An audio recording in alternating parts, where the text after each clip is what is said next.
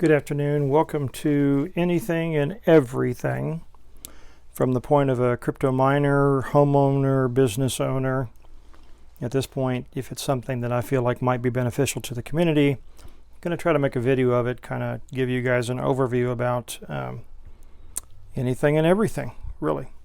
So today I've got my EVGA 3090 full hash rate card I've had for about 6, maybe 8 weeks. And the thing is already having a tremendous problem with heat. Everybody talks about these things overheating, having all kinds of trouble. It's for the win. Three 8-pin powers, just hot. What I do is I run a fan on the back of this because I've got a perforated edge here. I'm trying to get more heat away from the chip, trying to do everything. And I saw a video from a guy who owns Cool My GPU. So what we were kind of looking for was something that would cool these things off. Now I bought 3 of these. I've got 2 3080 full hash rate gigabyte Vision cards. I've tried one of them already that was running about 90-95, and I just replaced pads on that not more than 3 months ago. Still having issues with that, but since I put this in, it's down 10 degrees over the other one, 10 degrees Celsius over the other one that I haven't changed. So later I'll do a video changing that second 3080, but today I want to go through, I want to replace this. I also ordered the back plate. It's not marked, but he did send it, of course, right? And so the neat thing about when he ships these out, he sticks it on an aluminum piece of material, so your copper itself doesn't get bent. The problem with a lot of these when they're shipped is, you know, UPS and Postal Service and everybody else, you know how rough they are on packages. In this case, it's the same size so that it's protected our copper, if you will. So this is for the memory on the back side. Inside of here we have the cooling plates. Of course, I ordered 3, so he had 1 piece of this, and it's shrink wrapped. He shrink wraps it so it doesn't shift in shipping, right? So I got 3 of these plates, and so like I said, I've already used 1 for a 3080. We're going to use 1 on the 3090 for gigabyte, and I'll just take this out of the package and show you kind of what we're looking at. So again, the aluminum is just nothing. The copper is what you want, and that's what's going to go on our plate. It's got separators here to keep it centered off of the memory and problems. One of his original designs was all flat. So what he's done, if you look at the edge, and it's really hard to tell maybe in this picture, but the copper is here, and then he's got about a 1 millimeter, half a millimeter difference where this is raised that connects up until the next memory point. So there's a catch here. So if you watch Cool My GPU's videos, and I'll put a link to it down in the bottom, he cautions about capacitors and things that sit up under here, and it will make a short. And so in these revisions now, this is April of 22, he's been able to work out the kinks and determine that most of these particular cards, you buy them specific for the one you have, will have a separator or a separation so that you do not touch the capacitors or any other things that could cause a short. So that's the copper. This is the front side. This is the back side for the memory on the 3090. So give me a minute here to get set up, and I'll be right back, and we're gonna get started taking this brand new card apart. And a warning here, you take your card apart and you do this, you do not have any warranty. Once you open this thing up and you mess with it, it's over. So think about that when you're buying these things for GPU mining. It's going to give them some good resale value, I think, in the future, because when these are running cooler, they last longer. You're going to get more life. You're going to get longevity out of your card. And of course, EVGA is notorious for having overheating issues. That's just kind of every GeForce I have seems to have a heating issue. Anyway, let me get set up here and we'll get started. So the first thing I like to do is this PCI slot, I always want to protect that, so I always keep some of these. In this case it says Azus. I hope EVGA is not mad at me. Just something to cover that up. I don't want to cause any issue or any damage to any of the cards when I'm working with them. So what I do is I go through and I've got multiple size Phillips in my small tool here. Phillips, lots of little things come in your kits. But I always take one, right? I want to make sure that this is the correct size. So I go through and I test. Is it too loose? Is it the right size? I want to make sure that I'm using the correct size bit in each one of these, because when they strip you can't really tighten them down. If you got to go in and out of these to replace thermal pads, you're always going to run into some kind of an issue if you're not using the correct tools. If you don't have the correct tools, don't start this process until you get everything together. Make sure you have what you need. So this one here is a what do they call this? A VPH1. But it fits in here really tight. It seems to do really well. It bottoms out, and so it should be perfect for this. Now if I check the GPU, that feels like it's a different size. So we're going to set this size here. We know that's okay. We'll go after looking at the next one to see which one this one is, and that feels pretty good, and that is a VPHO. And see, they don't fit very well in these, so appears to be that one. And we can do one more check just to be sure. Of course, I hate to use these great big ones, but if they fit, and that's a perfect fit. So that is your number 1 Phillips. So when you've got these tools, a number 2 Phillips is your big one, number 1 is your small one. So this one, really tight, feels really good. And so that's not the correct one. We'll move that off to the side. So now we have this one. We know that are for these, just to make sure I'm not silly. Doesn't quite fit as tight as this one does. So we'll use this one for all of these smaller screws, and then we'll use this one for our spring plate that is on the back of this 3090. So carefully I want to take the back off, line out my screws. Oh, there is a nut on the back side of this one. So if you just put your finger under the bottom and look for that screw. I heard it drop down. There it is. A small nut that's on the back side of this connector. So we put those 2 screws together here off to the side where I kind of know where they're at. I don't think you can see it on the screen, but as long as I know where they're at, that's the important thing. And wherever you're working on it, if you do this, it'll be the same thing. And so yes, there's a nut behind this one as well. We'll set that aside where we know where it is, and they're together. So those are special screws that are much different than most of the rest of them. So now we're going to take this one off. Is there a threaded nut behind that one? Oh my gosh.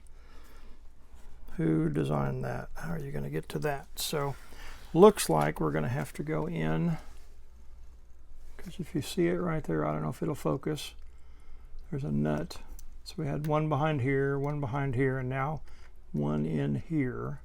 So it looks like we're going to need to take this plate off. So let's see if these are the same size screws. And they are not. So now we're looking for another small Phillips that will fit this faceplate. And so that one's tight. Oh, and they're really small, so they appear to back out without much even of a tool. So they are a very, very, very small screw. And again, we'll put that where we know where they are, what they go to, and it appears that I have 1, 2, 3 on this one. And they are so small, they really don't need hardly any torque. So you remember that when you put it back together, they were easy to take out. Make sure you don't try to over tighten anything. Tight like it's supposed to be, mind you, but not so much that you strip these tiny little threads out. All right, so that's 3. Let's take a look at what this does. I might put that small Phillips over there so I remember that that's what that's for. All right, so even though I've undone this, this has to be undone in order to get off the nut and the face. So thank you, EVGA, right? Poke my finger in there best I can, and we'll have to make a determination of how to get that put together when we're ready to do this again.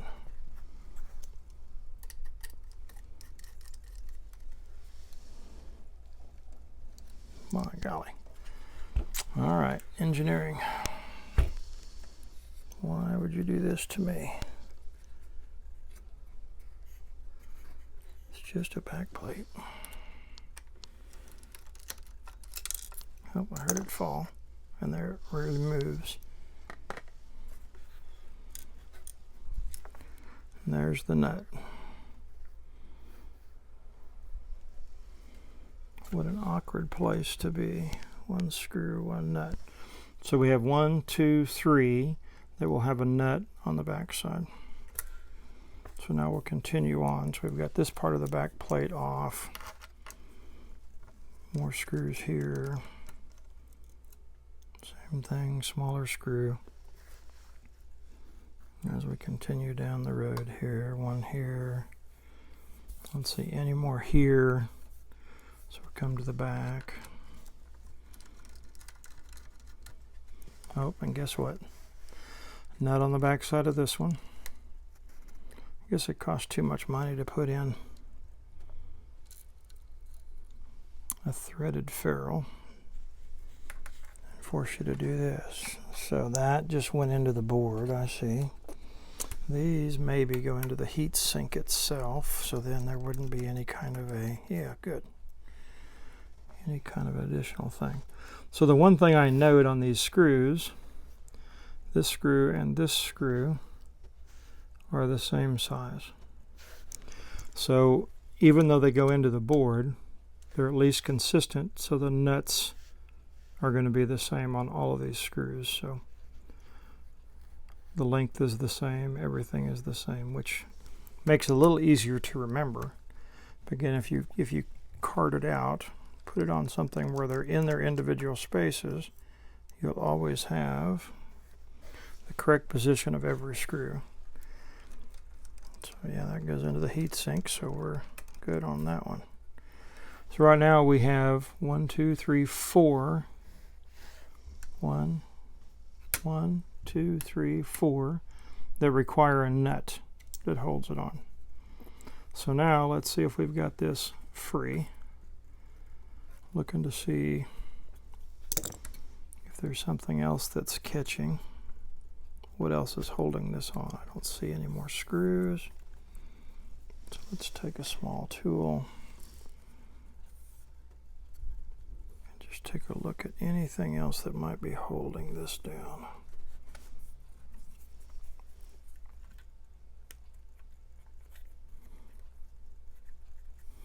So there are memory chips on the back, and there are these heat pads. Remember, we're replacing these. So if I get something in between here to try to loosen that up, trying to see if this is locked down in any way that I'm not seeing.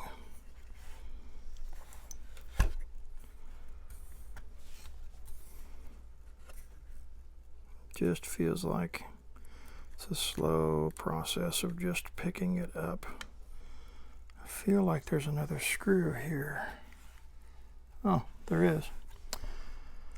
Underneath your warranty sticker, right here, there is a hole. So remember I talked about the fact that you're going to void your warranty. When you break this seal, it's all over with. So underneath here, there's another screw. So $2,000 later, here we go. Exact same size screw one more time. So now it comes off. So you can see here I started to move this thermal pad, but this was the one that's in the back right?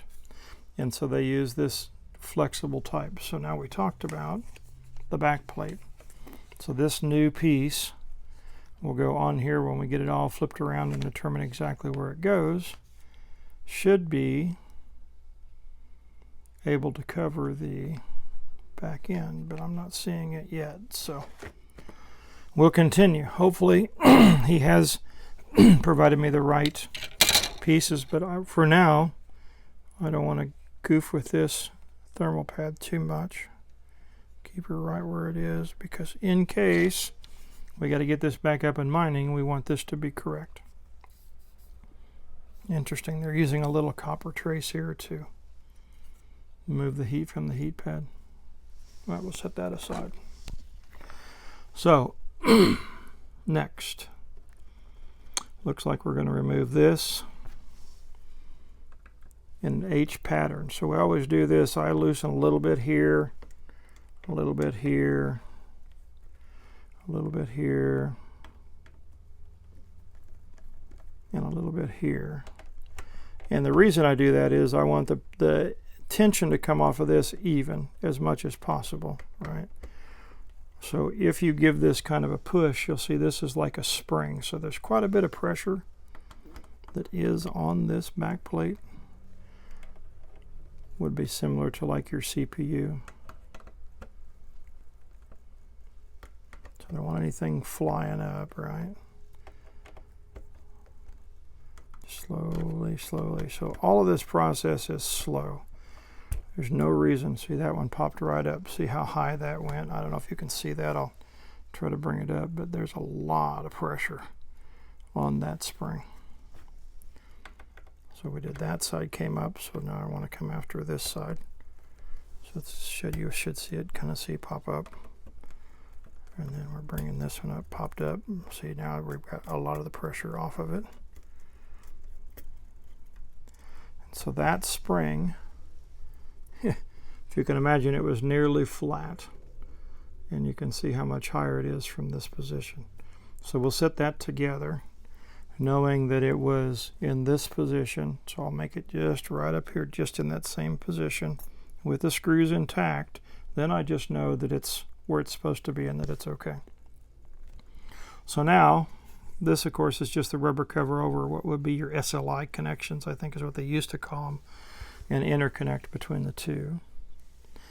But I'm looking at what's next. So if we turn it over and we look, we've got 1, 2, 3 connectors here, which I assume one would be for the color rail, one would be for the fans, and the other for the second set of fans. Our power is connected to the board on this one, unlike the Vision or some of the other cards that have a wire that will connect down.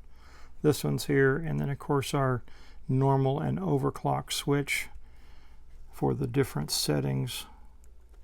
If you're just doing regular gaming, back here you've got fan connections, some auxiliary connections if you're going to add something to your card. So I don't see anything else connected, so let's just give this a nice easy wiggle here, and again, not too hard, not running a race. So in case you miss something or you miss a screw, or on your card it could be anything, right? You're looking for something that will cause damage to your card, and so forcing anything in a computer is never a good idea. So you see if I push this, a little flex up to this point, so I'm looking for what's holding me. So if I look down inside of here, the MOSFETs are here. You've got those gray pieces, and you can see there is thermal pad or thermal compound here, right? And you're going to have thermal compound and thermal pads here. All these are going to try to hold your card together. So as we separate this, all that's going to try to pull at your card. So it's just a slow kind of okay, what else is stuck? What else is here? I don't want to bend and break the card. Make sure there's no other screws holding anything on. We just take our time and look for anything that we've missed. All right, so double check. No screw, no screw, no screw. Don't see any other screw. So it's just a game a little bit, trying to get it to release. So I always have one of these actual little spudger tool, I call it.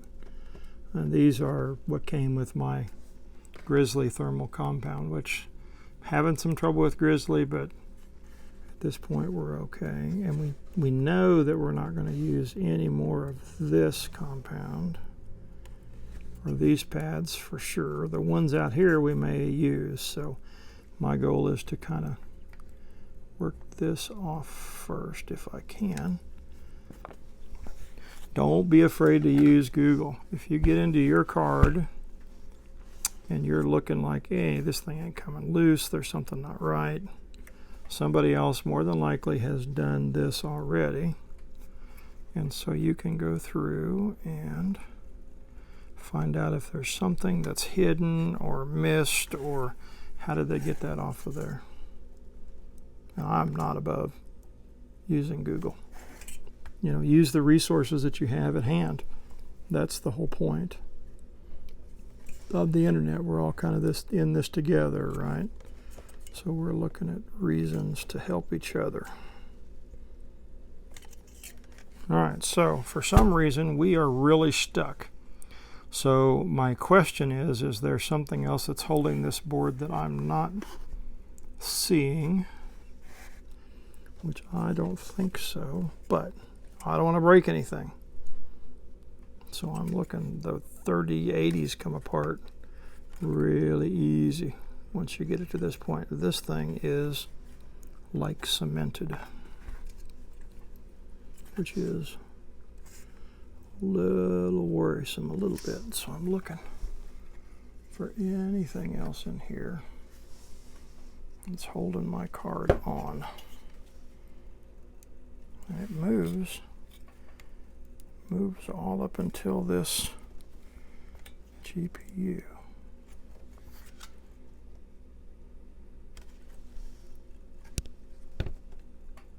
No screws. It could be just that, the fact that it's been hot, doesn't want to let go. These cards run at 100, 104, 105 degrees Celsius, and they just cook. Absolutely cook. So, all right, Google is my friend. So give me a minute while I look at Google. I want to make sure that I haven't missed anything for sure. So while I was watching my video, I was kind of pulling at it, taking my spudging tool like this. I was just kind of separating what I could separate, and it suddenly popped apart. So there's nothing that holds it. It was just literally stuck with all of that material. There is just a lot of compound and a lot of things. So now my wires are pulling. So my first one here, and Gigabyte's done a really good job with these connectors. They always seem to break, right?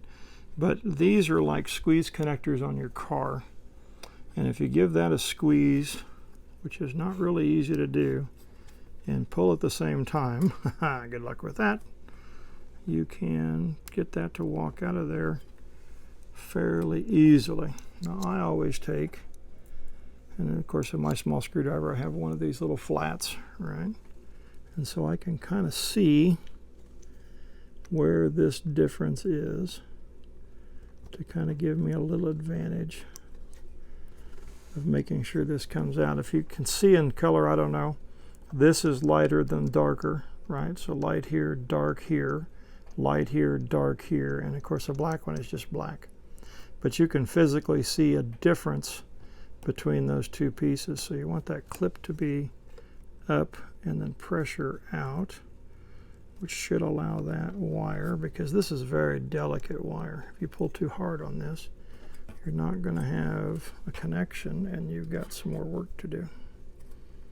So we'll continue, and I apologize, my big hands are in the way, but you understand what I mean. When you look at this, you've got to lift that clip and then get that to pop out of there without damaging it for the future. Of course, they never make this easy. Of course, nobody has to take these apart, right? Good luck with that. So I just work it out side to side. There are a couple little ears over here. I just want to get this off of the clip and out of that connector. There it goes, see? So this little lip right here locks underneath that. So that's number one. So that one's finished. And that stays with your heat sink, see? So one more time, you've got this little piece here, these little ears. You can kind of give it a little bit of pressure so that you can get that out of there without breaking it. A little left, a little right, a little up, a little out, until it finally cooperates, if you will. Didn't say it was easy. Ah, and there it goes. Broke the clip.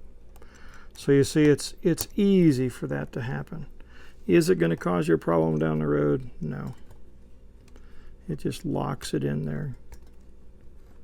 In our case, we're not shipping it or doing anything else, so I've never had one come back and bite me about not having a clip, but you can see that that's not the easiest thing to even get out of there.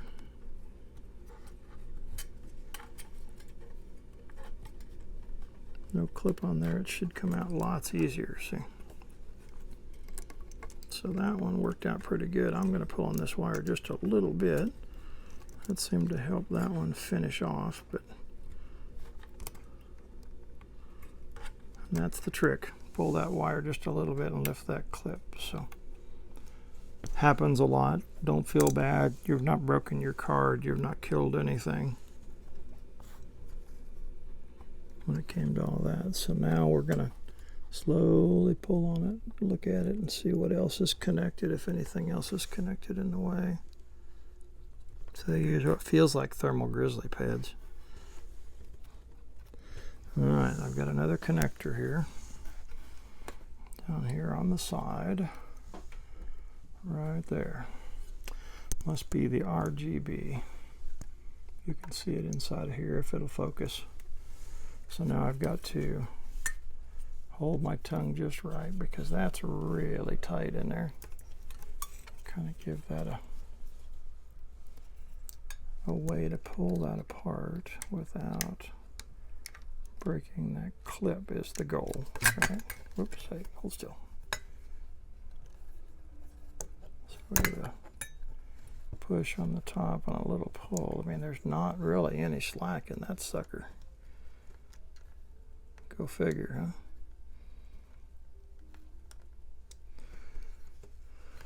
huh? Alright, well, didn't say it was easy, right? There it is. So just had to push in on this little clip and give it a kind of a pull at the same time. Alright, there's that. So that goes on there like that. So I'm going to just flip it straight up so I can see what's going on here and here. You can see that this was really stuck. This has gotten so hot that it is dry. It's almost rubbery, kind of chalky. And so that was really, really, really stuck. Of course, then we had our thermal pads, which really do feel like thermal grizzly pads. It's the same kind of a material. I've got some thermal grizzly here. Is this kind of a gray, thick material. You can see that's what it looks like they're using as a thermal grizzly pad. Again, we're not going to use thermal grizzly pads anymore. We want our copper plate. So if I just take my little spudger tool and carefully just kind of pull at this a little bit.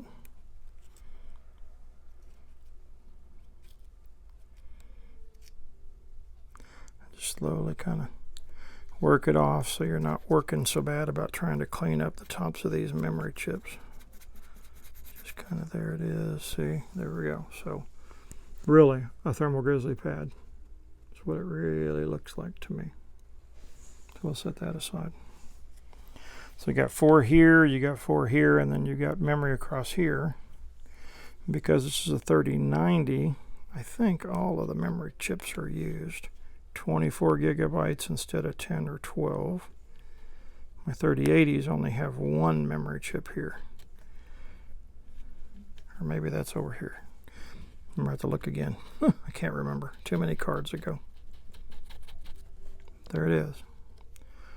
Like a thermal grizzly pad. So even this, you know, normally this stuff is really pliable. It's liquid. It gets all over your fingers. It's terrible, right? Look, this is absolutely solid. And I've only had it running, I think, 6 weeks. I'll have to go back and look. But that heat transfer, that heat thermal paste is already has to be replaced because of the temperatures we run when mining.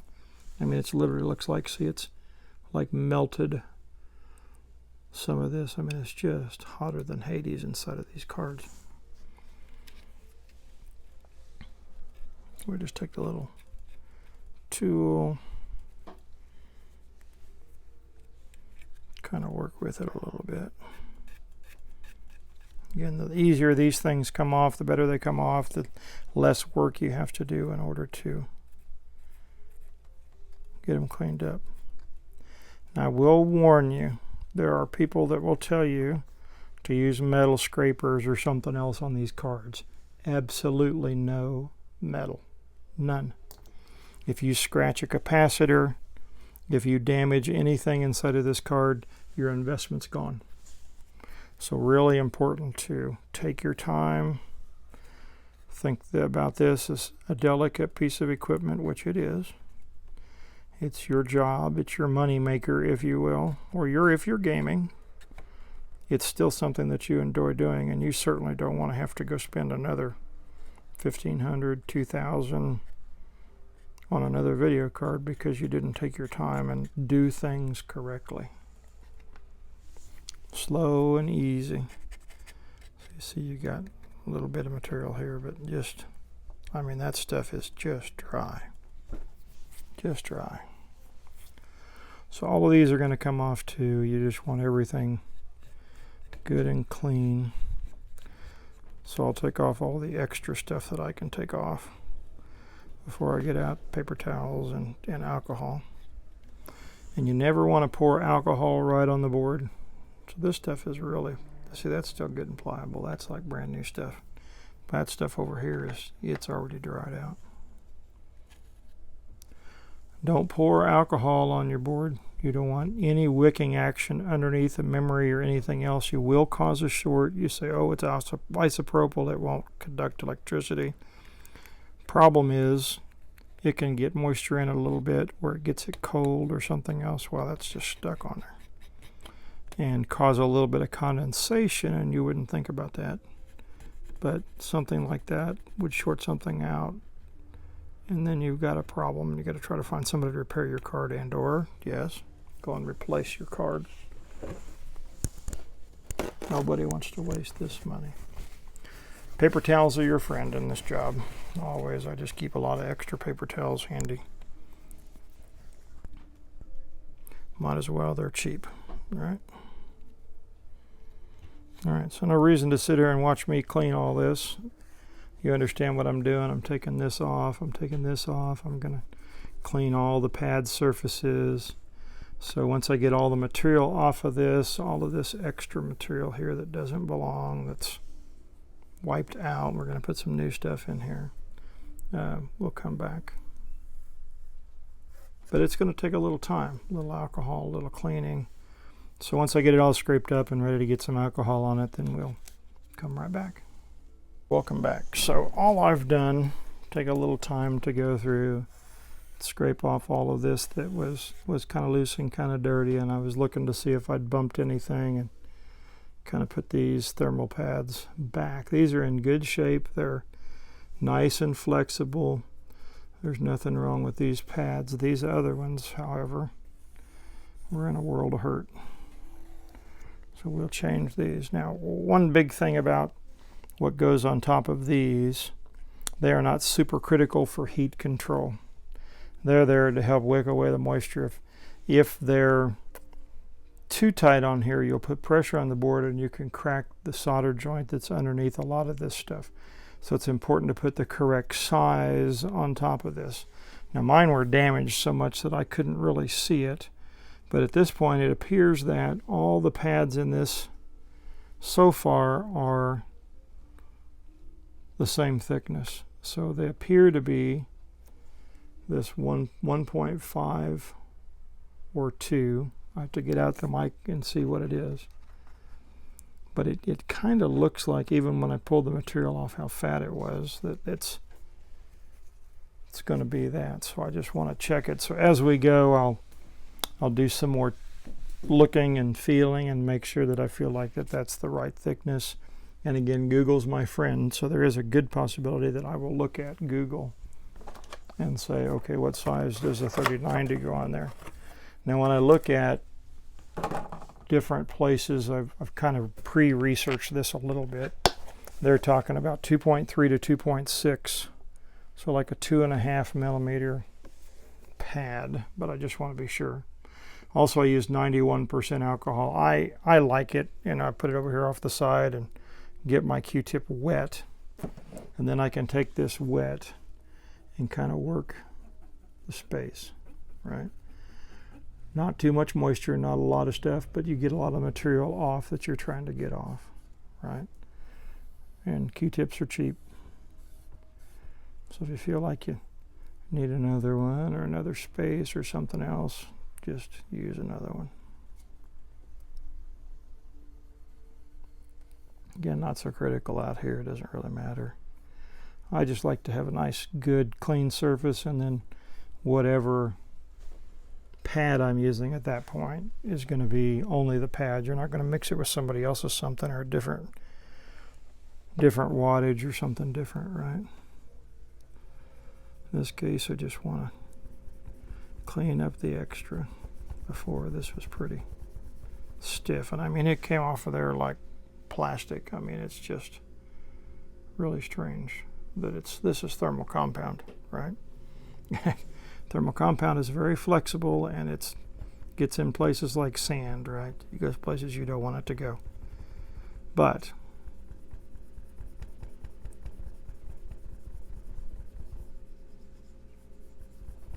it's a necessary evil to keep things nice and cold. So the scratches you see on this are literally from plastic.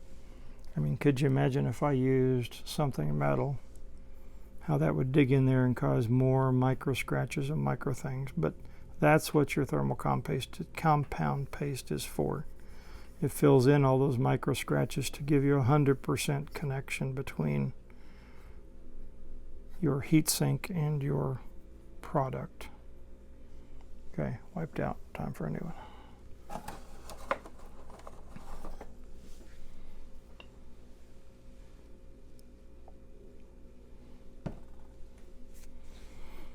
So we're good after this. If I can get this off of here. This is like really dry.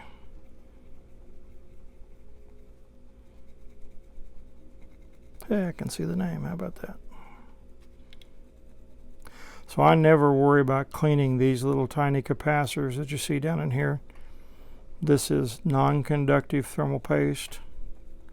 Nothing is going to do an electric transfer or anything like that. That's the reason that it's not conductive on thermal paste.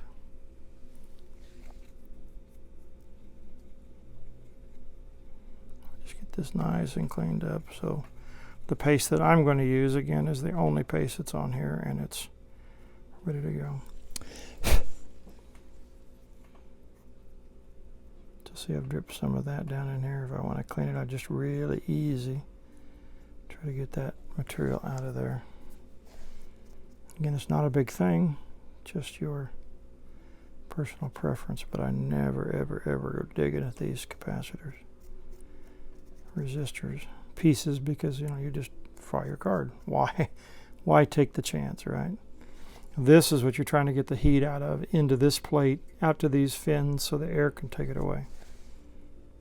That's your only goal, is to nice clean surface. So it's ready for the next step, if you will. But not too much material, just enough to get it clean and shiny. And then all of these, I go after cleaning the tops of these. Now you're going to notice that there's thermal compound in the middle, doesn't matter. At this point, you just want the tops clean so that, again, when the thermal pad is put on here, it wicks from here up into this plate, which is then in turn to the fins, and the fins then help it to cool away. See, it's not even connected to the copper. They're just trying to get a little bit of this heat away. The only thing they're super concerned about, memory chips and the GPU. The rest of this is just, yes, I'm going to get a little bit of transfer, but it's not critical. They're not putting the copper there. They're not trying to wick away gobs of heat like they are from the products that are really working inside of the system. GPUs, memories, all of those things are what's hard working inside of these systems. See, not bad. And not too hard. I mean, this is not rocket science. Scary when you do the first one? I say yes.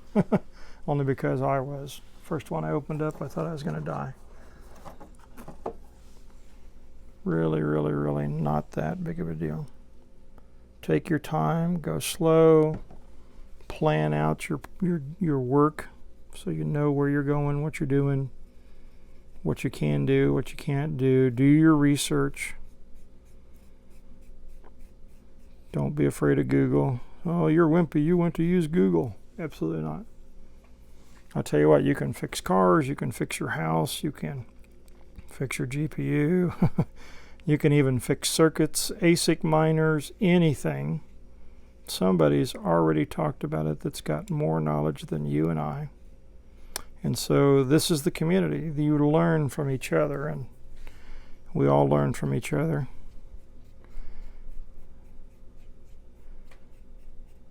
I won't say everybody out there is really smart. There are some videos and some things out there that, well, you know what I mean.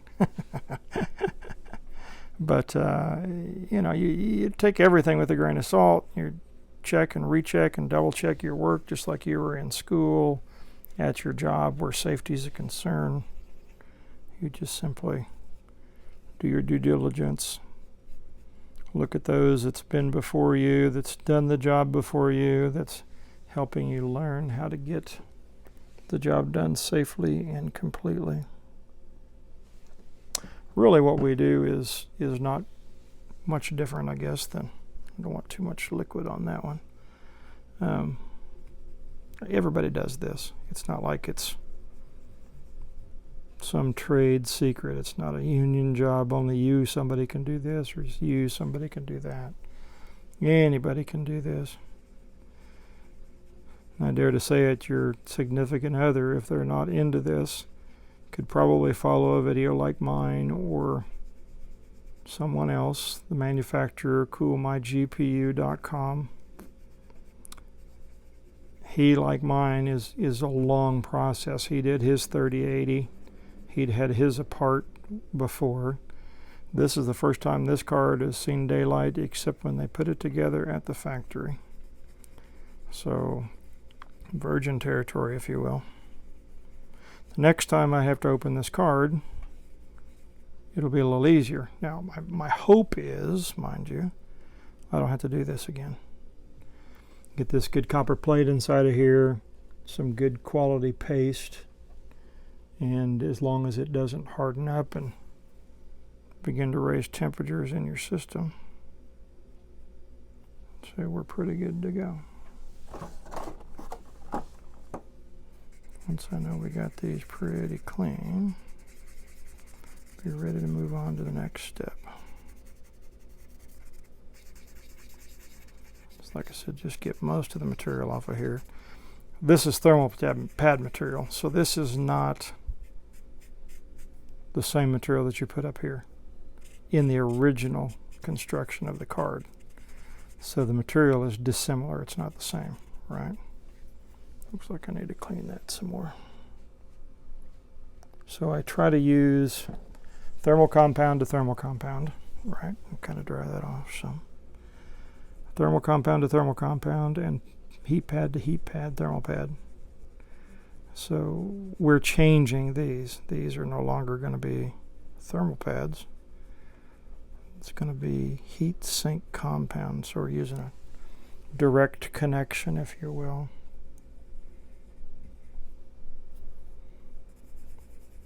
To the copper instead of going through some other kind of a medium. That little bit of compound in between the two just fills the micro scratches and micro cracks so that you get as much heat transfer as possible between each one of these. So this looks pretty good.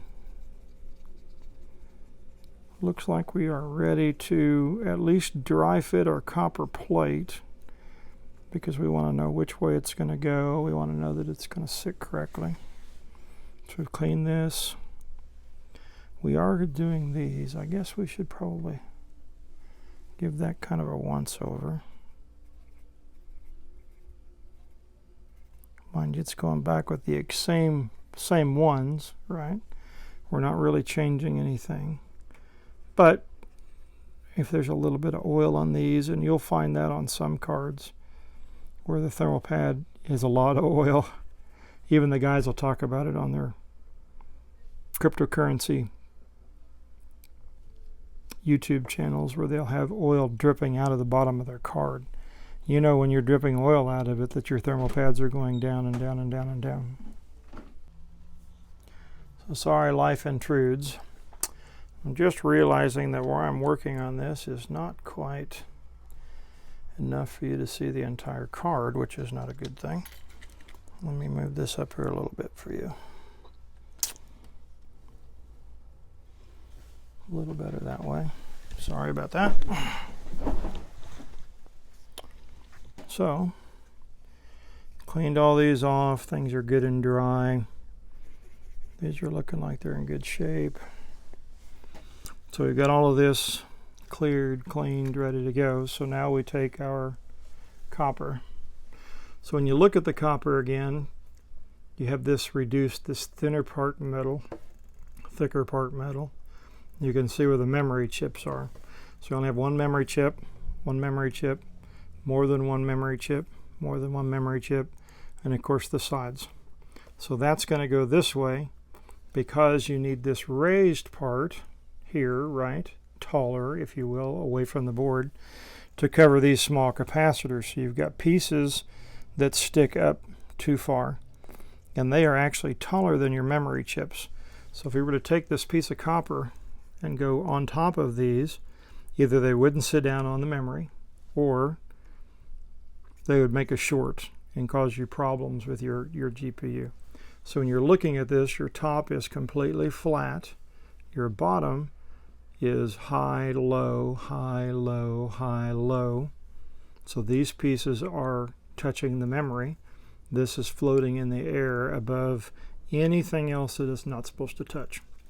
So the raised portion, flat portion, goes like this. Let's see, it fits right down over here. So as a dry fit, My GPU has done a really good job of making sure that you are evenly spaced.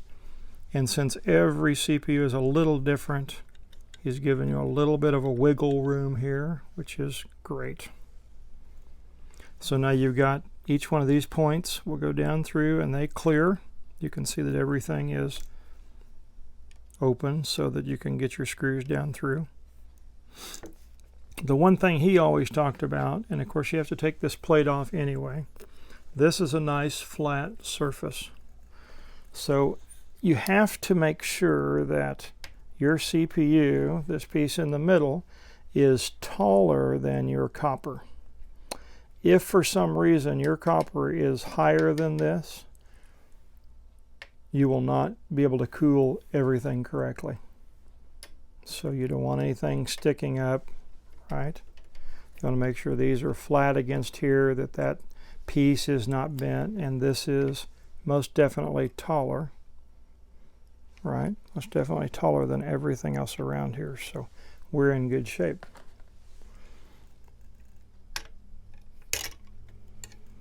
If you get this kind of a rocking motion when you put it on here, this could be bent, but by shipping it with this piece of aluminum on the back, he's caused that not to bend. So smart engineering, way to go, cool my GPUs. Okay, so flat is on the top, right? Fits over the memory. It's going to fit just like this on the other side. So if you put it up here, you can see you're in the edges, you're in the lines that are on here. And let's see if this is the same as a 3080. 3080, no. The 3080 has lines that show you where each one of your thermal pads should be in relationship to the installation. So whoever built my Visions, that particular manufacturer set it up so that they ensure the employees get things in the right place. So you can see it fits in here, nothing's in the way, there's no rocking, everything is flat, so you don't have a bent cooler. So that is that. How about that? Now, looking at these pads that go over the top of these, right? And so I have a pair of scissors that I use, titanium coated, and they're in the other room. I'll be right back. I forgot to grab those.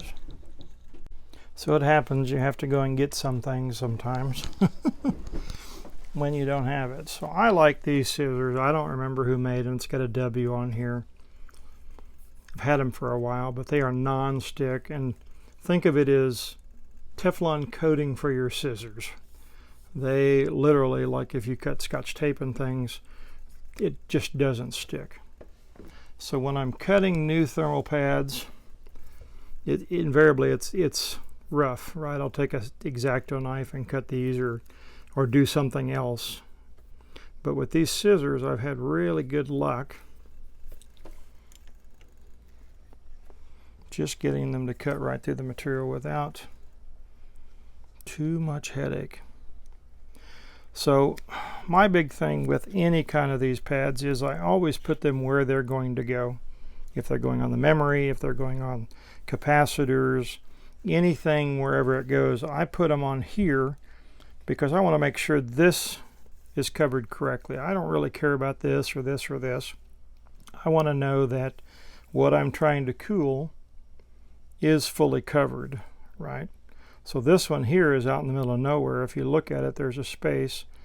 This might make a connection over here, but there's no way to really tell, and they didn't have a heat sink on there before, so I'm not worried about it. I only go back where things need to go, and we're concerned with memory temperature on the front and the back, so we're going to deal with just this portion. So now I'm looking at the thickness of what was on the GPU. When you look at this, you're just looking for a piece of pad that is about the same size. So see, that one's a little smaller than what it was. I wish I knew exactly what the thickness was, but I don't know. The consistency of toothpaste and putty is not going to let me determine what that thickness was. So off to the internet we go and see if anybody has this information. If not, what I have to do is put this on, put the system together, and see if it makes these little marks, indicator marks that that's the right size pad. And so it's a trial fit, trial fit, trial fit. We know that this is the correct one for this one. We can reasonably assume that if you look at, and I'll pull this back a little bit, this thickness would be the same thickness as the actual plate, right? They're not going to make this plate thicker than what it needs to be. If we're going to go even to this point, we're just looking at this is your change, right? So this is going to be the thickness all the way down to the top of this, and the difference of this pad is what you're looking for, right? Which is a little shorter than here. So we can make an assumption that our pad is either the same size as this, which would be the same size as this, because these pads are the same size as this. Follow me? So trial and error, or you put on this size pad.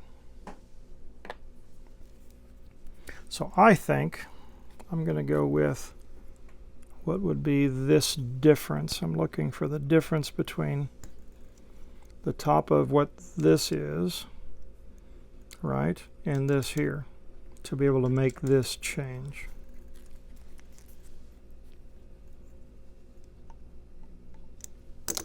And so let's see if I'm right. So I just make a little mark where I want to be.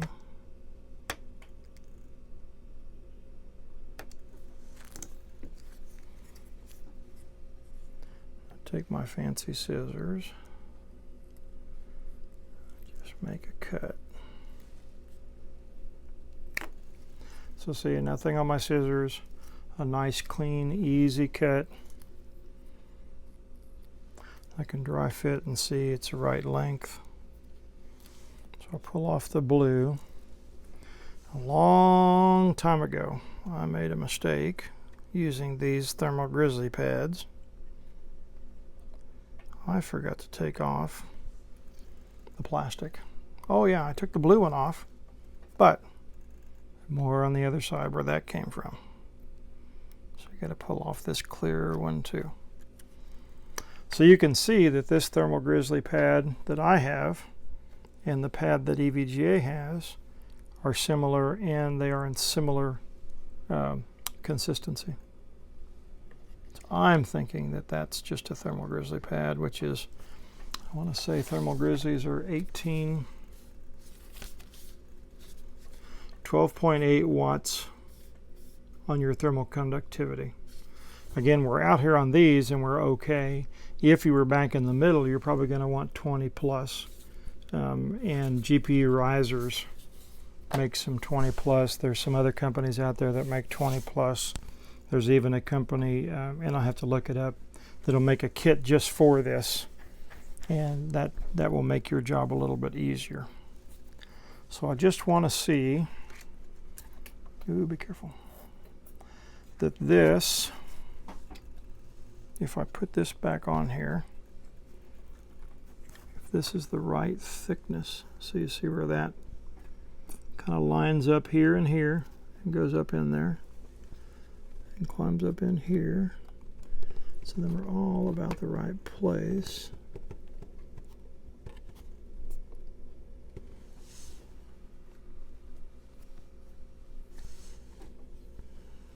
I can kind of see that this is correct or not correct.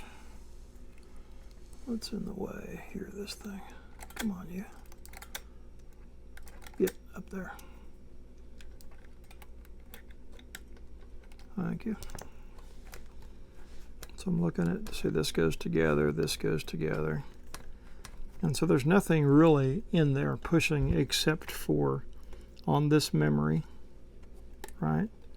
And then you can clearly see the gap in here that we're trying to fill. So we filled this side, but we haven't filled this side. So we're looking at, does it go up and make that connection? Do the plates come together the way they're supposed to be? And am I making contact, right? So that's what I'm looking for, is my thickness, to see if I get some indicator marks. So we'll put this down, open this back up, and clearly it was sticking a little bit, which is okay. And you can see here, you've got indicator marks. There's a line, flat, line, flat, line, flat. So this is the correct size pad because it made similar indentations here. So this heat and this heat. So it would be reasonable to assume that this side over here would also be the same, right? And I don't have a longer piece of this, do I?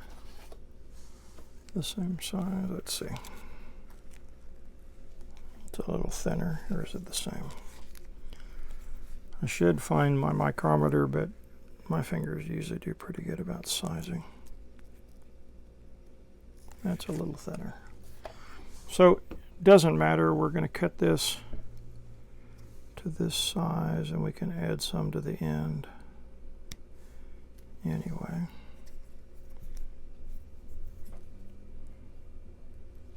Again, not super critical, just simply because it's not something we're trying to make cold per se, but it is heat transfer. So I've cut this one piece and I've left the plastic on the top of here because I'm still trying to work with the rest of this. So I make my mark about where I want to be and then where I need to stop. So I kind of know I want this connection. And these scissors are just tremendous. Many thermal pads as I've had to do, I've been really happy with finding this pair of scissors, if you will. It's also a bad thing, I guess, because I have extra sizes of thermal pads. I mean, I bought 0.5 all the way to 3, and sometimes I have to stack pads to get what I want. But in this case, I already have what I need. I didn't need to order anymore. But I will figure out what size this is, and I feel like a 1.5. They're certainly not a 2. 2.5, and I could open this box up and kind of show you what a thicker pad is. See, this great big pad is 2.5. So I'm really thinking this is a 1.5 at the tops. These pads that came off of the inside are more like a 2, and these are thinner than what these are. So I would gander at 1.5. But I need to go get my mic to be sure.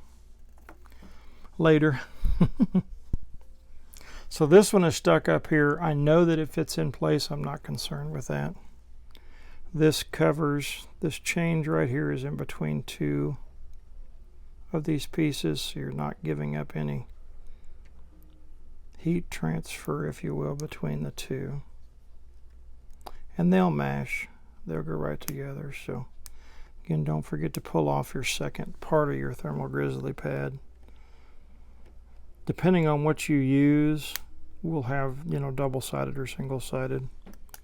There's a lot of people out there that like those kind of I call them foam heat pads. They're pretty forgiving. These are more like clay consistency. I mean, they're by far, they're much more stout. They don't give as much. They're not as pillowy. So you have to be more critical on your thickness. Again, so when you push down, you don't break these boards. You don't break these solder joints. So I'm partial to thermal grizzly. I just think they seem to work really well, and so I'm okay with that. So moving on. I bought 3 of these, so I got 3 tubes of Arctic MX4. That's what this manufacturer recommends. I had in the past been using thermal grizzly. Thermal grizzly will dry out and kind of turn into this plastic stuff, and I noticed that on my last video change, the GPU change, that 3080, where this stuff had gotten dry almost to a consistency like it was some kind of a pad, right? So I don't know a lot about this stuff. I'm going to go with the manufacturer's recommendation because this is his product, right? He puts it together. He knows how it works. He knows what it does.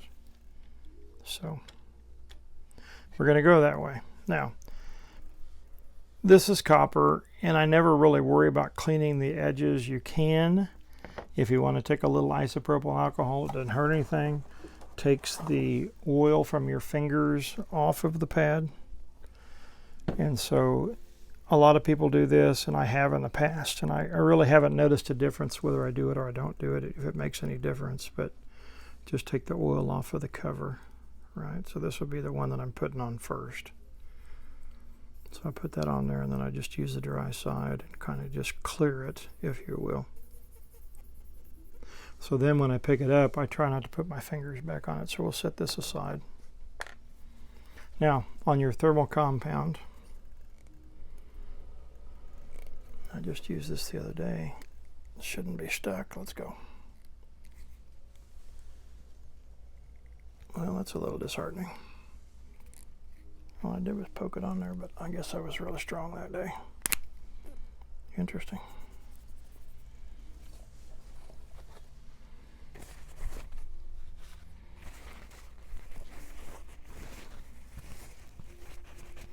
Well, I hope that doesn't say something about the thermal compound. So I just used it 24 or maybe 48 hours ago. And that cap is really on there. Wasn't screwed, it was just stuck. But the material is still wet, if you will. So this is the smaller 4 size. They make a bigger size, but the tube like this is more difficult to handle and work with. So I like the smaller ones. One-handed operation is simple. So just like anything else, right? You put your thermal compound on your GPU. I just kind of dot it around. I want to cover the whole thing, and I really don't care if it smears out. My point is that I want good contact, I want good heat transfer, and I don't want to have to open it back up prematurely. So some people use this dot thing in the middle, and I've pulled them back apart, and I've found that they don't always make it to the edge, and I like all the way to the edge to be covered. So out here on the memory, I start in the middle. Again, I just kind of work my way around, and I do that to all of them. Now mind you, you can do this 100% with this tool. I'll go back with the spatula and kind of move things out to the edge and put things where I want to, because I know that these are going to be really tight against that copper. It doesn't take a whole lot of material because you're not filling a gap like a thermal pad, and that's where the thermal pad comes in. If you don't have a good distance, if you will, between your copper and your desired to cool chip, you have to have a spacer, and that spacer is a thermal pad. So in this case, we are low tolerance. It's going to be really tight. So you don't need a lot of material in between. And less material means better thermal conductivity. So if you're right together, it's better. If you got a little bit of space in between you, then the heat doesn't transfer from one position to the other as well. Think of your significant other, right? If you've got a blanket between you, you don't feel as much heat. You're warm until you get that full contact, and when you get the full contact, then you get the brunt of the heat and a constant transfer. So think of it that way. Closer is better without shorting or causing problems. All right, so that tube is done. So this tube did 130/80 and 50% maybe of a 30/90. So one more.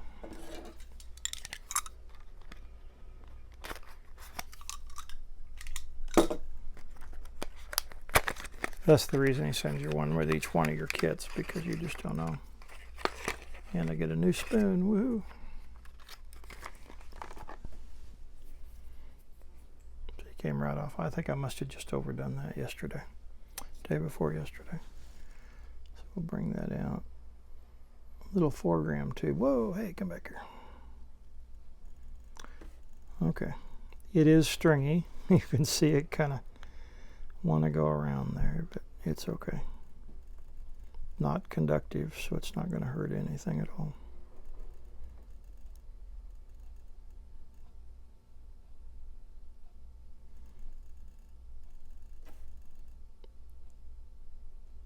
I always say if you got extra material, just put it up in the middle because it'll help push out and even out to the sides. Okay, so we have all of the chips covered. So now what I want to look at is just spreading this out so I get it all the way to the edge. I'm just anal about that a little bit. I want to make sure that everything is covered. I mean, I've got into it this far. I've spent this much investment in time and money. Why have a hot spot that could cause an issue? Because there are so many micro transistors and so much stuff on the inside of those. And you're only talking about a few bucks, right? Just get it on there where it needs to be. Cover the whole thing. No reason to skimp out here.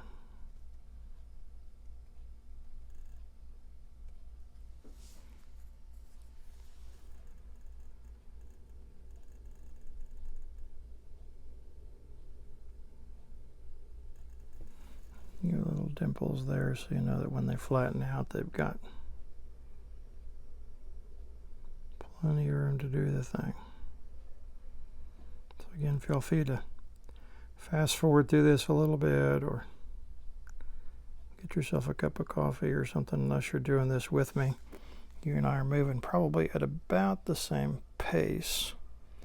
I'm not trying to speed this video up because I want you to understand that this is a little bit of a time process. It's not something that's just really, really quick. You know, you take your time with it, you look at it, you make sure you're happy with it. So you're not waking up in the middle of the night thinking, oh, did I do that? Oh, did I do this? You just know when you're finished, you put this card back into service, that this card is properly put together as best as humanly possible. Took that from the Matrix, I think, right? Probably get a copyright infringement for saying it.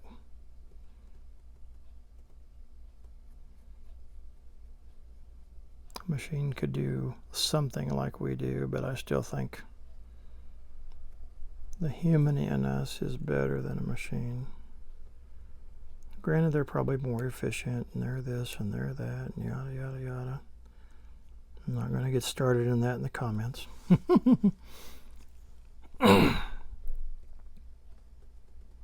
Everything has its place, right?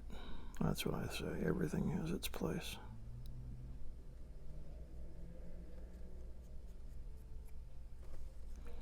So for anybody that told you that re-padding and pasting everything is a simple process and it is quick and fast and easy and simple, and why wouldn't you want to do it? It is going to take me an hour for one card probably. So if I decided to do one card every night on 100 cards, it'd take me 100 nights, 30, 60, 90, 3.5 months, because I want a vacation, right? So this is tedious. If you've got someone that will do this 8 hours a day or spend a Saturday and go through, you might get a little quicker, a little more proficient at this. Not saying you would, not saying you wouldn't. I got way too much paste over here. That's where I changed tubes, wasn't it? I'll put a little extra over here and let it make sure I got it where it needs to be. We're going to see it's a little thin there. I still see the chip. Again, you can see I'm not too concerned that it goes in between the chip. It doesn't short. It doesn't do anything else. Right? So at this point, I just want good conductivity. The next time you open it might be a little more messy, but you can always take it off. If you don't like it, you can go back here and move these apart.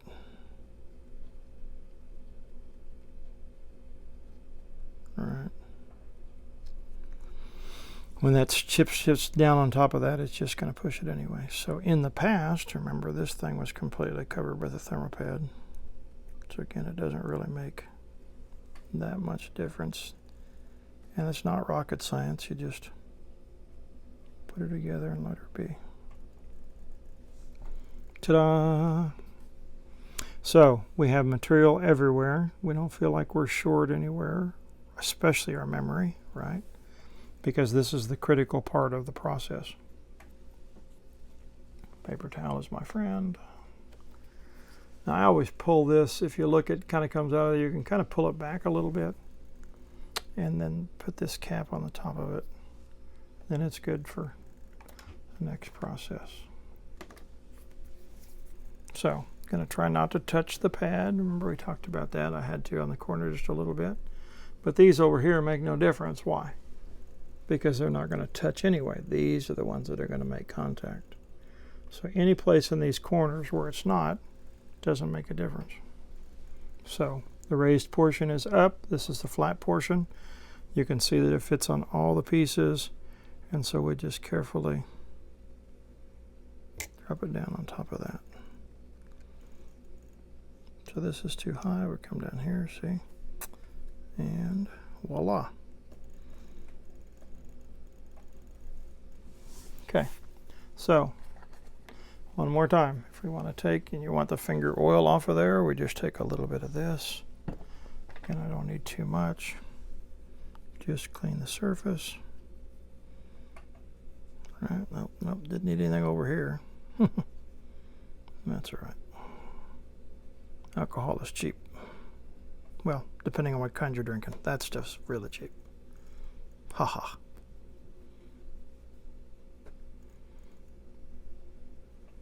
So that's all cleaned off. So see, it is a little dark. There is some material that was there. So we'll wait for that to dry, make sure it's good to go, and then our favorite stuff again. Again, we put it here because we know where it's going to need to cool. We don't put it on this because if you try to make this match up between the two, okay, I put it up here. Did I really get it where I wanted? Not sure.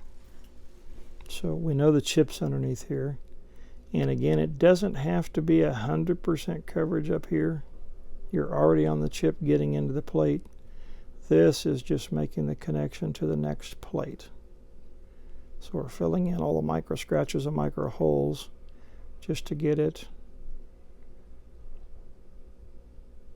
to make contact and transfer heat effectively. Make sense? Good. So memory chips down here. All right.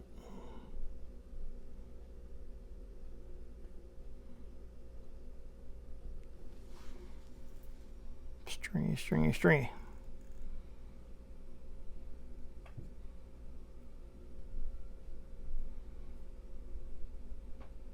I don't know why I always think a little more thermal compound than I need is okay. Some people will beg to differ with me, but I'd rather have it squishing at the edges and know I'm 100% covered with no air bubbles versus having issues like that. And if you can hear the policeman out there, somebody did a bad thing evidently.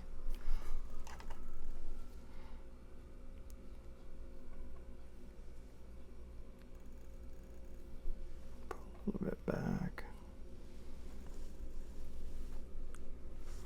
Just the same thing we did against the CPU, and the bottom side of it, we're just going to kind of move that out. I like to cover it so it's good to go. Right, and kind of pull this through.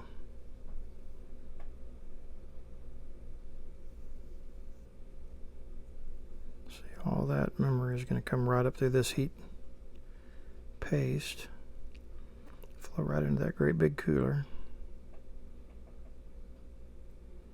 This little one in there all by himself, get him plenty of cooling stuff. Right, we're going to save this for later. I put too much material, which happens. It's okay, a little piece of plastic will hold it until we're ready for it in just a couple minutes because we've got more to do on the backside. So double look, everything's covered. There's got a good thick coat to me. It's all going to push right through onto this. We've got our pad here, we got our pad here. So we are ready to put it back together again, at least this side of it. Then we got to do the back. All right, so this is in position, this is in place. Pads are in place here. Looks good to me. All right, so I like to do it like this. Some people will try to set it down and try to match it up, but I'm trying to get into these holes. So I want it to sit down correctly, and I can't really see it laying it down flat, but I can at an angle. So where I'm looking is not a great thing for the camera, but you can kind of get the point that if I'm putting it together like this, you can look down through there and see, right? So that's what I want to see. I want to see what's going to go together when I'm putting these two pieces. So I'm looking down here. I've got vent holes, I've got screw holes, I've got this to clear because the capacitors here have to go clear here, right? I'm just looking for all of that to do this little come together. If it's too low, too high, I can see it from the side more than I can see it anywhere else. So see, that pops right together. Line up the screw holes. Make sure everything kind of falls into position here.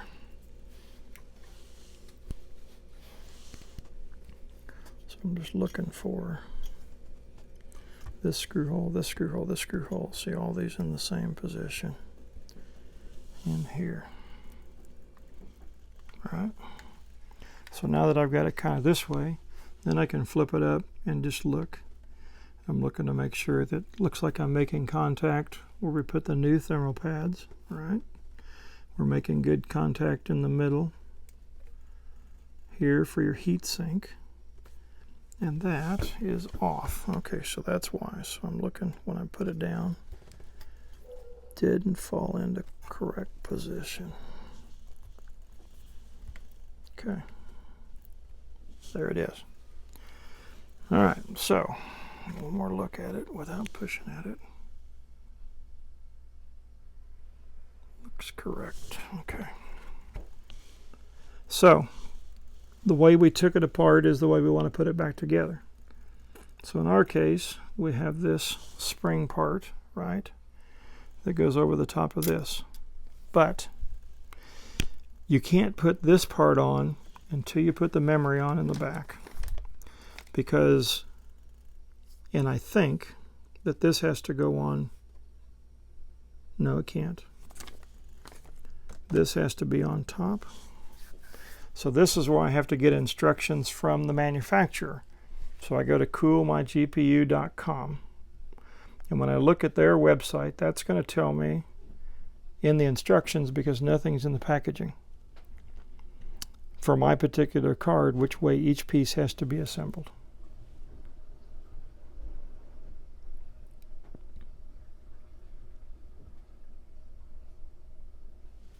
So on their website, maybe you can see, maybe you can't. Rear memory plate fits most, right? And it's expensive. It's $56 to $64. But you can tell in the picture, you see how this goes over the top of my spring. So that tells me that I want to be, this is from the other side when you put the plate on the top. The copper is on top of this spring. So we're going to put our spring on first, and then we're going to put, and it goes this way, right? Let's see how many. 3 memory chips here, 1 memory chip here. Okay. So we are going to do it per the instructions. And so you can kind of look at your plate. So let's open the plate.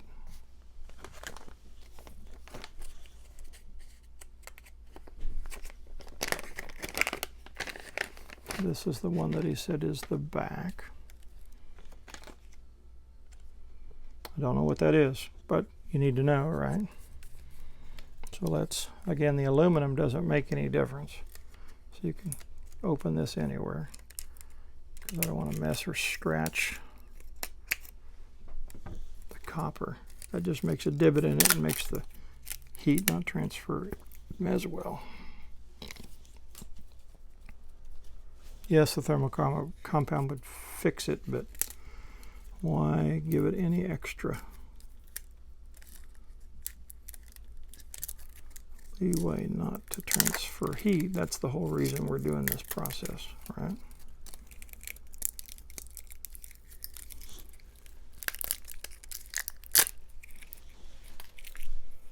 We'll say he does it good, right?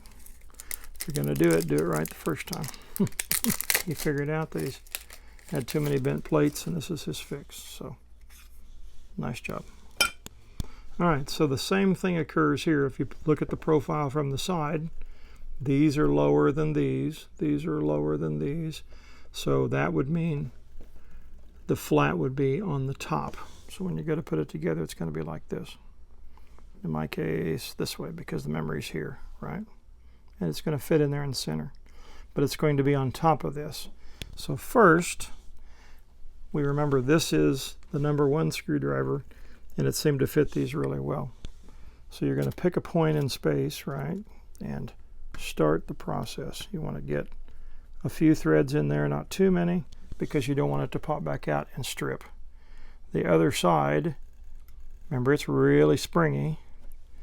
You've got to hold it down, kind of push at it. Make sure it stays down. You're pushing on it, not the screw. And you're trying to get it to start. Make sure you don't cross thread it. And get in about the same amount of screw holes so then it's holding. These two are going to be up in the air. So again, same thing. Push this down. The screw has no pressure on it, and you're just working in 2 or 3 threads. And then you're doing the same thing over here. Making sure that it goes down.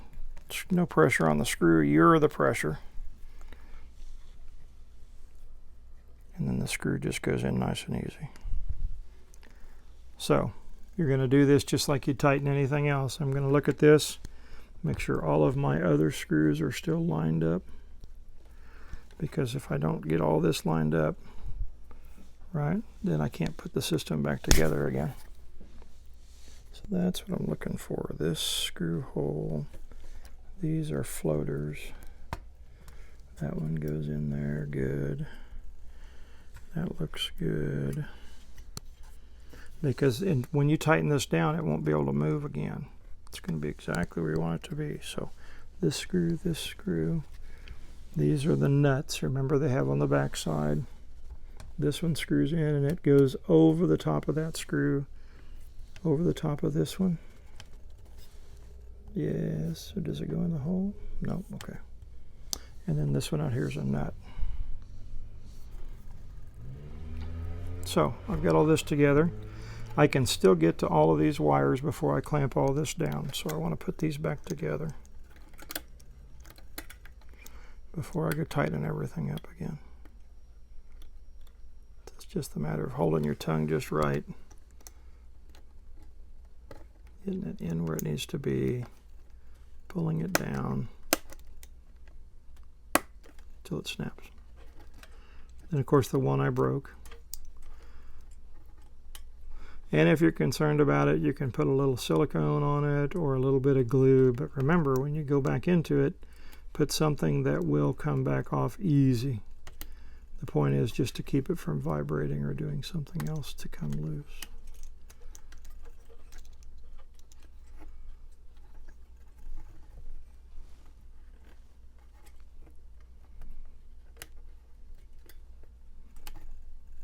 I didn't say it was easy. Line it back up where it belongs. Make sure the wire's out of the way. This thing has to be like that. Wire can't be in the way.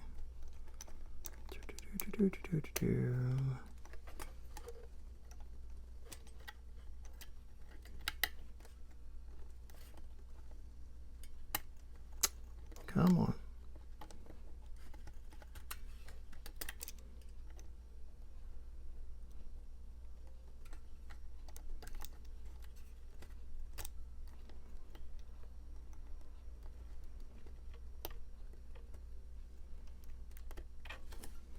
Push that into place.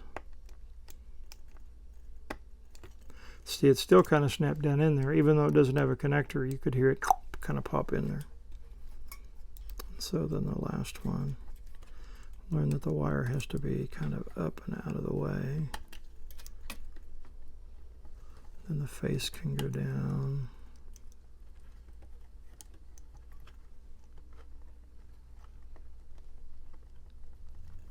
Again, you'll just kind of look at it and say, okay, yeah, okay, a little left, a little right, a little up, a little down. There it is. Okay, good. Right, and then push that in on both sides. And a nice click. Then we have one more out here on the edge. Remember? This one, which is kind of deep, if you will. But again, it's just a matter of getting it back in there, getting it straight, and getting it pushed down until it clicks. This, I think, is lights. That's towards the top, but it doesn't matter. If you want the card to be fully functional for gaming or resale value or something else, you want to make sure that the whole thing works. And even in resale, you're going to say, hey, you know, this card's been corrected to control memory temperature when you're playing the game. You might have an advantage over somebody else. So we're going to pick alternating again. We'll give it a couple of twists, couple of twists, couple of twists, couple of twists. Do it again. Couple of twists, couple of twists, couple of twists, couple of twists. Right, and so you do that until the screws are seated. It's kind of like putting the lug nuts on your tire. You want things to be even.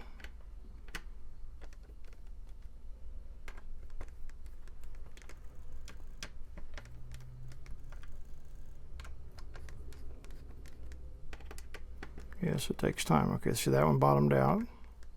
So this one should bottom out. This one should bottom out. This one should bottom out. So now you can go back and just double check. Doesn't take much. Remember, you don't want to strip them. It's not like you're driving a race car. So that whole thing is done. It's all pushed down where it needs to be. Okay, looks good. When you look inside of there, you can see your thermal compound. You can see your copper plates come together right here in the middle, right? So you know that everything is sandwiched together and doing what it's supposed to do. Got good thermal movement. Got good connections here. Everything looks really good. Okay, so you can't put the back on until you put the memory on. So that's our next step. So see, our memory had thermal pads here, here, here, and here, right? So this thermal pad is right here, this one here, this one here, this one up on the top. So we'll remove these thermal pads and clean this surface, right? And we clean all of this, just like we did on the other side, but we're not doing anything with the CPU, only the memory. So our trusty handy dandy Q-tip. A little isopropyl alcohol, 91%. Not too much. So I dab it off. Why? Because I don't want this moisture to go under this chip. I'm only cleaning it. I'm not washing it at a car wash. We're just cleaning the top.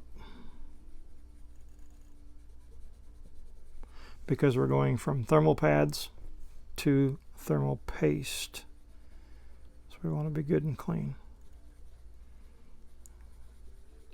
There's really not a lot of material on here. You know, you can see it smear a little bit there. You're just trying to pull off that extra yuck so that you've got one product against the chip, not a combination of the two.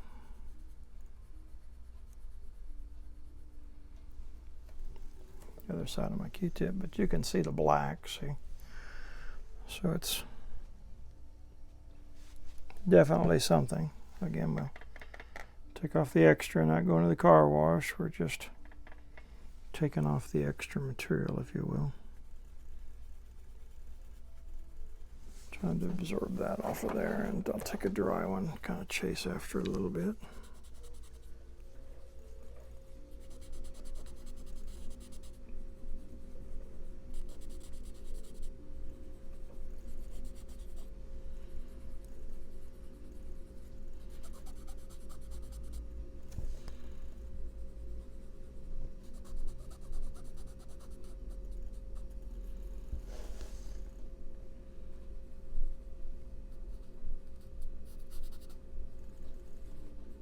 Just clean off the surface.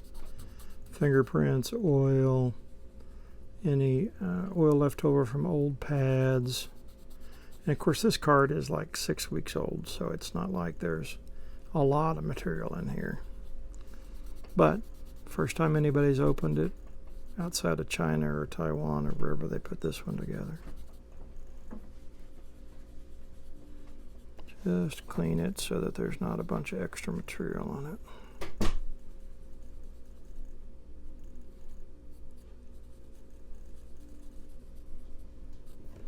Voila. So again, you got a lot of capacitors and a lot of resistors and things that are on this board. Too many. You don't want this to touch in here when you're taking it on and off. You don't want to have problems with your card. You have to be super careful putting things together the right way, the correct way. So now, again, the raised part and kind of a dry fit, if you will. Not as centered as the one that was on the other side. But you do want to make sure that this doesn't rock, that it's down on here tight, right? Because your case is going to come back down, your cover is going to come down and hold it. You also don't want anything to be touching capacitors or anything that shouldn't make contact. So you just got to kind of really look. Get your glasses on, get your magnifying glass out, get a piece of paper out. And if I just close my eyes and move this, I'm looking for a catch. I'm looking for something that, does something that's not supposed to. Now I can feel the catch here against that and against that, but I don't feel the catch anywhere else. So there's no shorts, no other problems, no something else going on. So the one thing I will note, and I just saw it in the light, this side is really smooth, but this side has got a lot of little marks on it. So we're going to clean that, and our thermal paste is going to fill those imperfections. And so normally they're microscopic, you can't really see them, but on this particular pad, and I'm not sure why, I see some marks. Maybe the machine that drug it in and made the cuts or something like that, but you can't catch your finger on them, but you can certainly see them. Shouldn't affect the transfer. And I'm not concerned with it on the back side near as much as I would have been on the front side. But we're going to clean it real good just to be sure. Right? Maybe some of that stuff will go away. Could be a mark. But on the back side, it really shouldn't make a big difference on our thermal conductivity. A little dirty. So I'm happy we're cleaning it. But the marks are still there. But if you look at it in the light and it's not catching on the Q-tip, I think it's just a mark. It's not scratches. If it had scratches or something on it, I think then it would be something we'd have to talk to factory about and go, send me a new one. So at this point, technically, you could put it back together and just use the thermal pads. Doesn't matter. You don't have to buy this plate.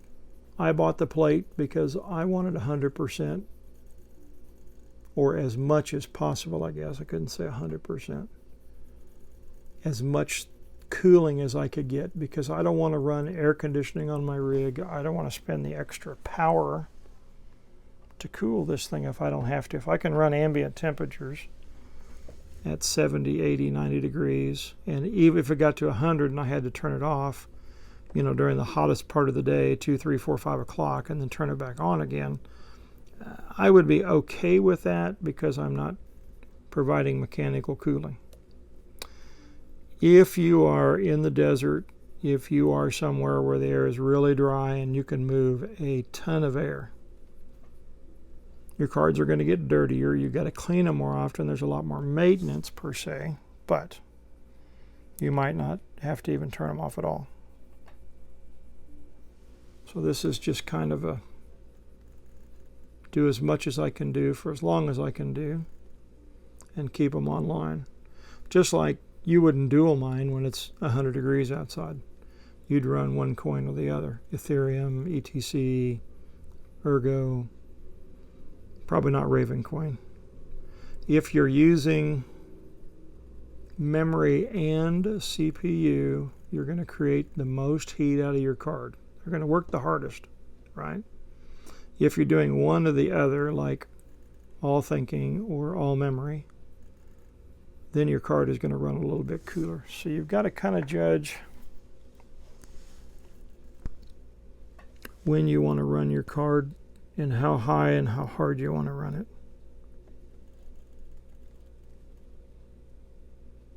So that looks really good, nice and clean. So I've got a super clean surface called a paper towel.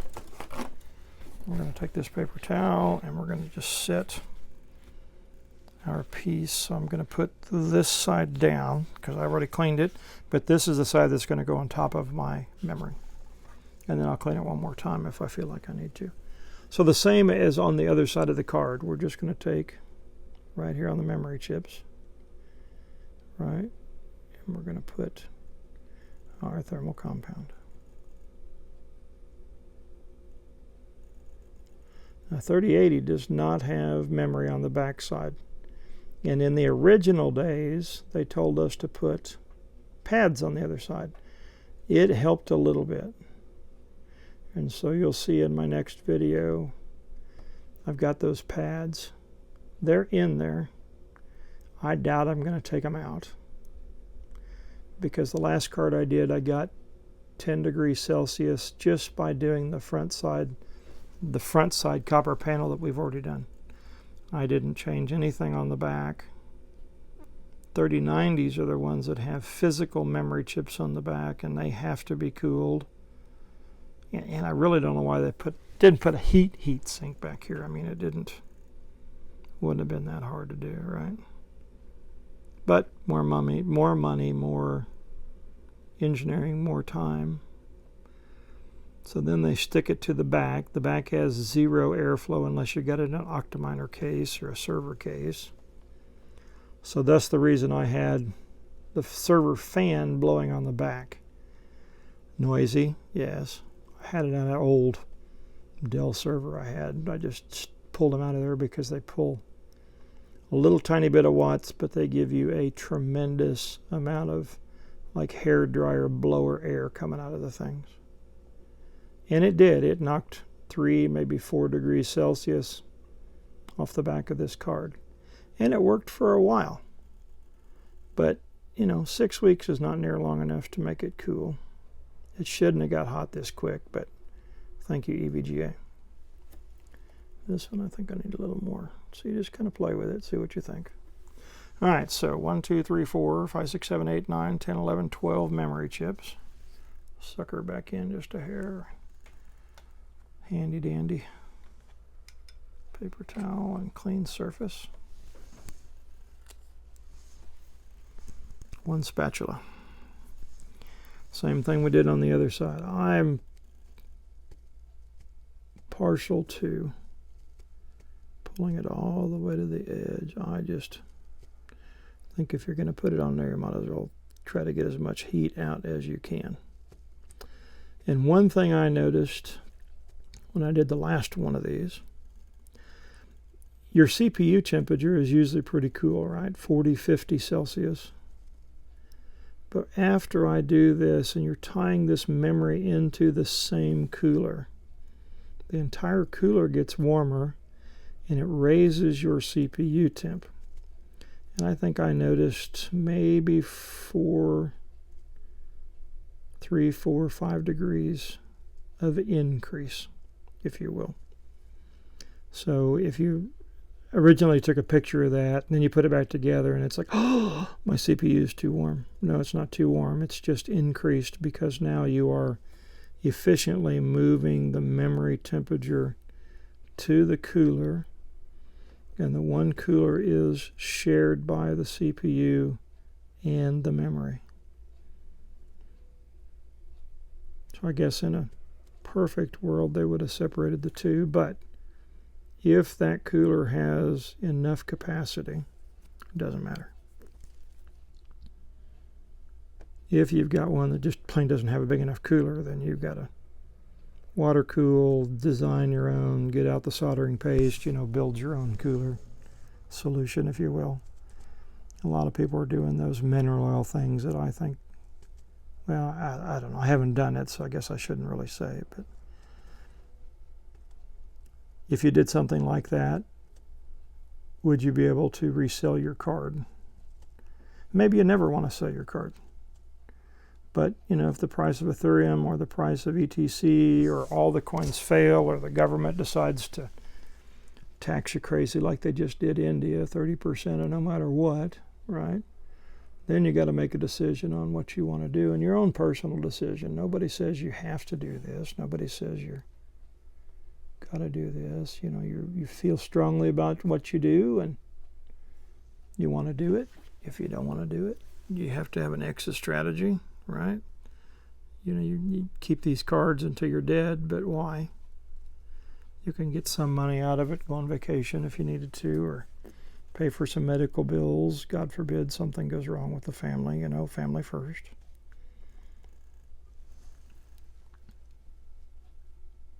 But all personal choices, right? Make sure you got your ledger wallet, get it out of the hands of somebody else, because somebody might come in and steal your crypto because you're on an exchange or something. Just buy what you're going to buy, hold it just like you do a stock, right? You bought Microsoft 15 years ago. It's inside of the system. If the company went bankrupt and you couldn't get your stock out, you'd be upset. So it's the same kind of thing. But nobody knows, right? But you do not put money into anything that you cannot afford to lose. So if you decide I'm going to put 10,000, 5,000, 20,000, 100,000, whatever it is, into anything, crypto mining, gaming, YouTube personality, anything, whatever you put into it, you always have to assume a margin of risk. And if you lose it, you lose it, and you have another strategy to make it back, do something else, continue on with the world, start a business. Maybe it fails, maybe it runs, but you want it to run. Everybody wants things to go great. Nothing is 100% guaranteed in our world, nor will it ever be. Again, feel free to fast forward. I'm just rambling on.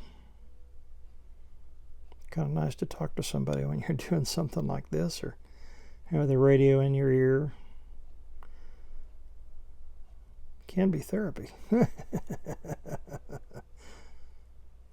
if you really love what you do, and you're passionate about what you do, kind of like me, I could have done this on my own and not made a video, but I looked around for somebody who actually did it, right? I found the owner of the company sat down and did one.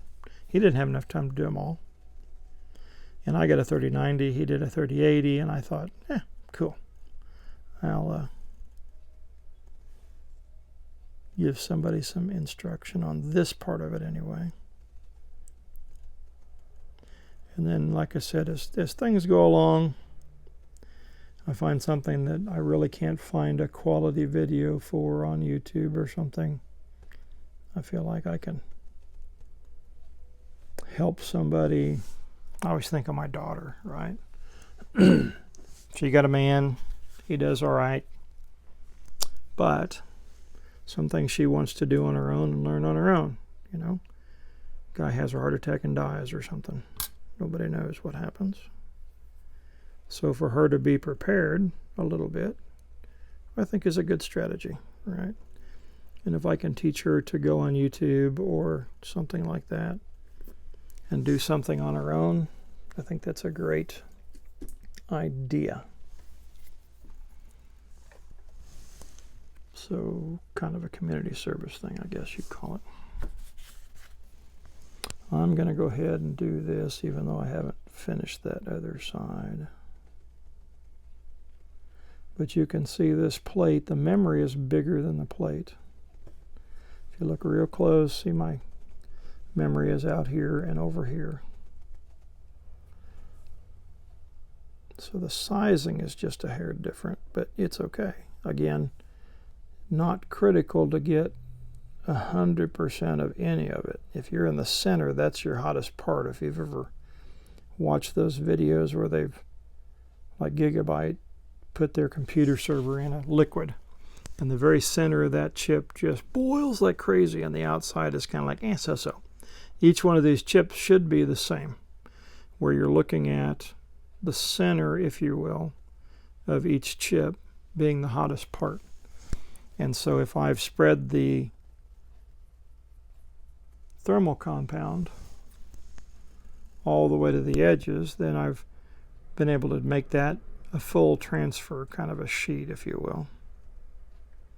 And it just gives it the most amount of surface area possible to make that connection. So instead of one spot being hot, the whole thing will be warm. In my thinking, anyway. Now, I may be wrong. I'm not an engineer by any means. I'm just a hobbyist miner, just like a lot of folks are. We do this out of our garage, out of our home, out of our spare office. House gets too hot, you want to move everything to the garage. Look at Red Fox Crypto, poor guy. Even Panda Miner, I think, is going to eventually have some issues with heat. I think he talked about that the other day. Hobbyist Miner talked about it. Everybody's talking about heat. We're also talking about efficiency. And if you can run a fan, one less fan, or a bank of fans, you know, when he was talking about that, Red Panda, I think, was talking about that the other day. How many watts does that save? You start multiplying that out, that comes a lot of money, especially when they've been raising electric rates. Poor people paying 30 and 40 cents on the dollar. Where we used to pay 5, 10, 12 cents for electric, it's just getting really expensive. So even something like this, if it runs cooler, everything in the rig runs cooler. So your cards last longer, saves you money. The fans don't spin as hard, saves you money. Extra set of bank of fans saves you money. You know, each fan, if you look at them, will pull 1 watt or 2 watts. 10 fans, 20 watts, right? How many watts can you get? If you run a big fan, there's amps. You start dealing with amps, and then you start dealing with big power, right? 1,200 watts to cool something. You've taken a whole card or a whole rig away to try to run fans. All right, let me move this up here for you a little bit. I apologize. So you can see here in the back, 3, 1, the sides 3 and 1, right? So this is just going to go on the other side. A little dirty on the inside. Huh. Dusty, see, when you're pulling outside air, really eats up the dust in your cards, so you've got to go through and blow those out. A lot of people buy cans of air. Well, cans of air are a waste of money. Get yourself a small compressor, or I know Micro Center has one of those little blower things, right? But I like to be frugal. I want to take an air compressor I can use to fill up my tires, or a nail gun or something else around the house, right? And make that happen. But if you use a compressor, you need to put a dryer in, because you don't want to blow water into your system. If you blow water into your system, then you're going to have all kinds of problems or all kinds of time. So So now we just need to clean the back plate where the old pads were at here. So again, cheap Q-tips, all right? 91% isopropyl alcohol. Just get the tip wet. We just want to clean. So see, they got a copper trace here. They're trying to increase the surface area of the heat transfer. So then basically this whole back plate, even though it goes nowhere, right, is trying to be a heat sink.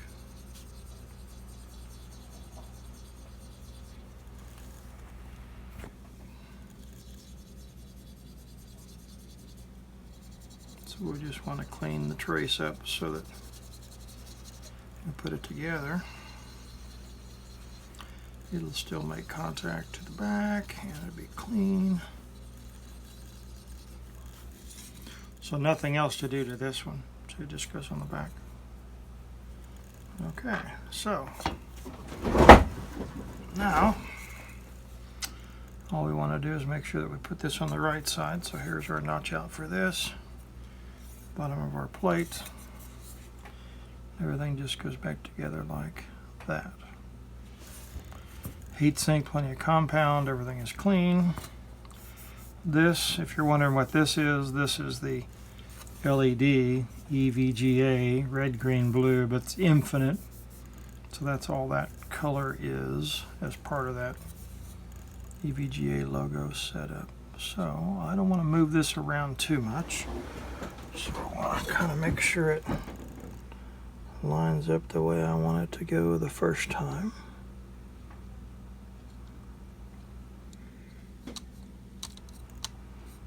That looks good. Now our heat sink is under here making contact, right?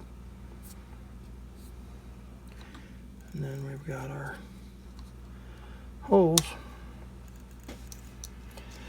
And we put everything back together one more time.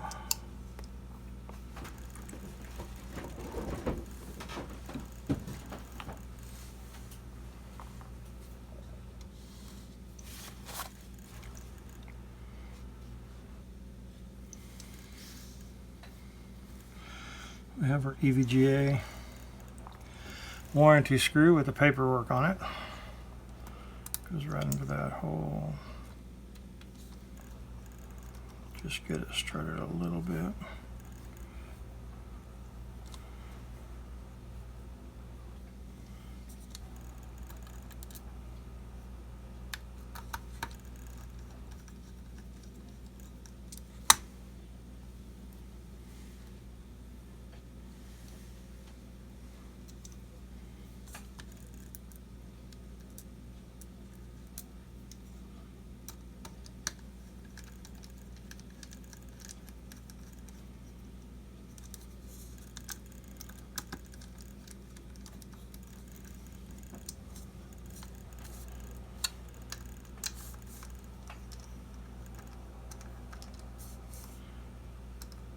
There's a little tension on those because they're trying to keep pressure against that heat sink. Not a bunch, just a little.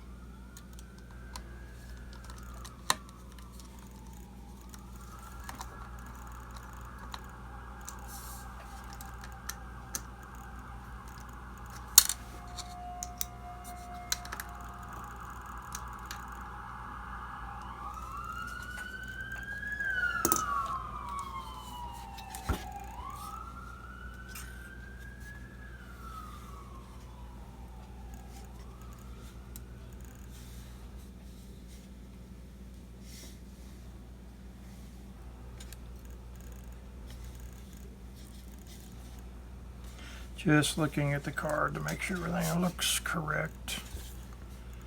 Everything looks good.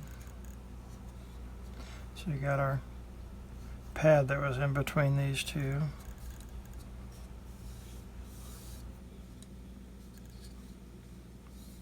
When you look down through there, you can see how the copper and everything is Making good contact, thermal paste squeezed out, everything looks good down inside of there. Good. Okay, so now we've got this end over here. We've got what holds this down are these three that have nuts on them, remember? And then this one over here threads into the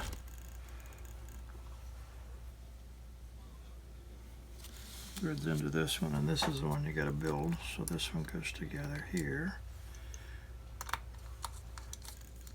and the remainder 1, 2, 3, 4 is the ones you got to hold your finger on the nut. So I'll do this one. This one's easy. So I just kind of lick my finger a little bit to make sure this kind of stays.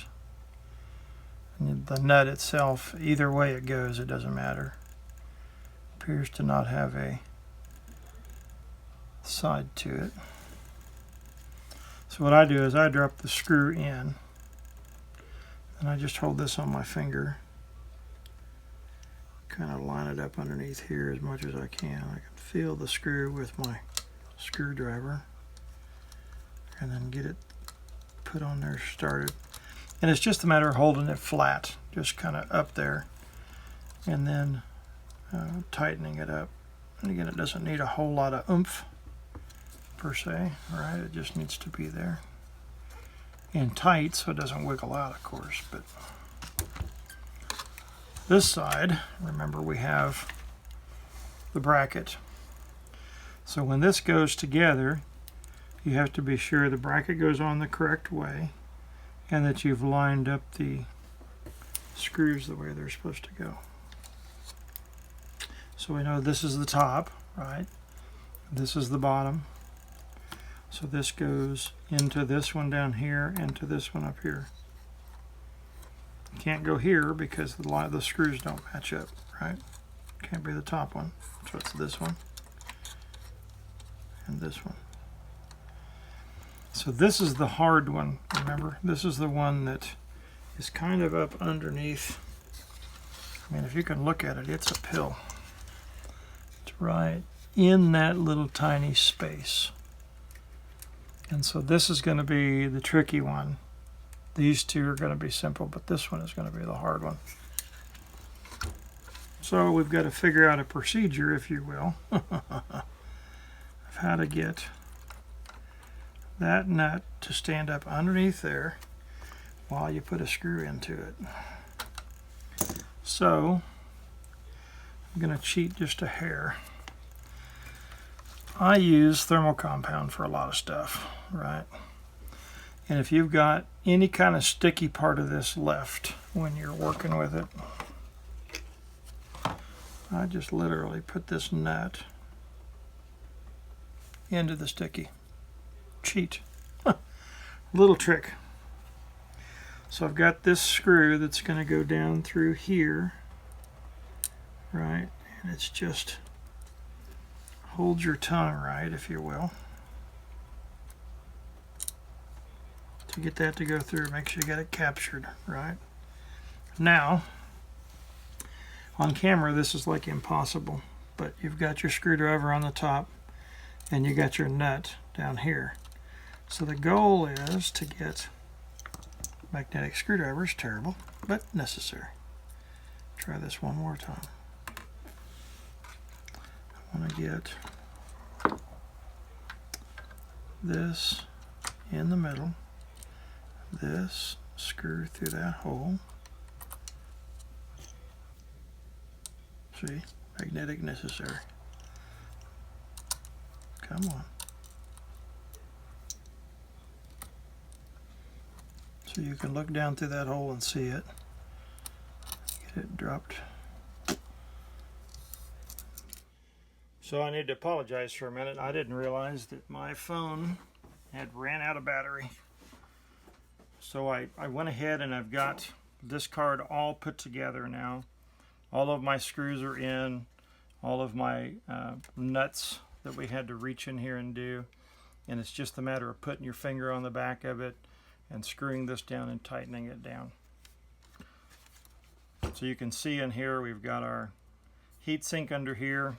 We've got the copper traces we saw in the video here. So if I have a lot of heat trouble back here, I want to put maybe kind of a heat sink across the back of these positions on top of these. When it's running, these get really hot. And so I've had to run kind of a server fan, if you will, over the back of these, just kind of blow the air through. So no matter what, you've always got to have airflow, good airflow surrounding all of these things.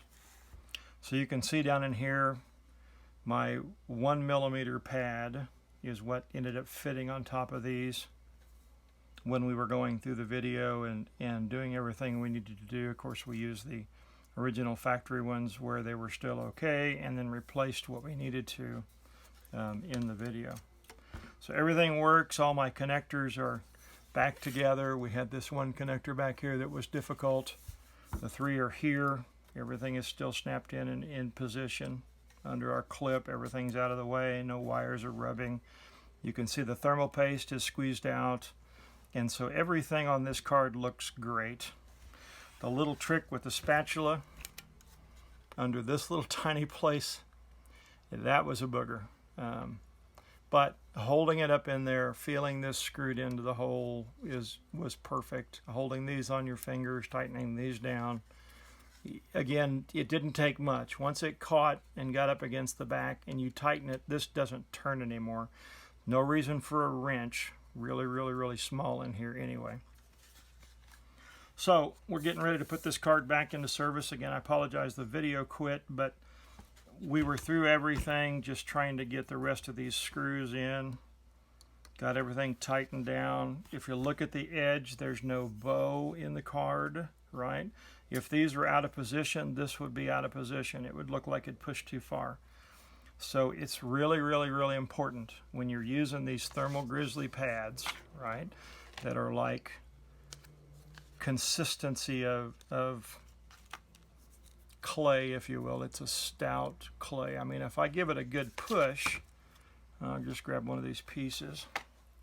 If you give it a push, it'll move, right? You can get your fingerprint stuck into it, but you really got to put a lot of pressure into it. They're not forgiving like foam pads are. Foam pads will fail a little quicker. The oil comes out of them. There's no oil in these. These don't dry out so much. They do over time. You still got to go back in and get it, but they've got a really good thermal conductivity. And I've been using the 12/8. They make a 20 watt GPU.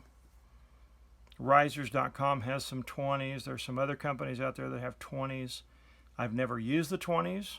I may go start using the 20s, but at this point, I'm going to use these copper pads. From what I've seen in the 3080 that I've done, from what I've done in this 3090 and how it runs after we put this all together is tremendous.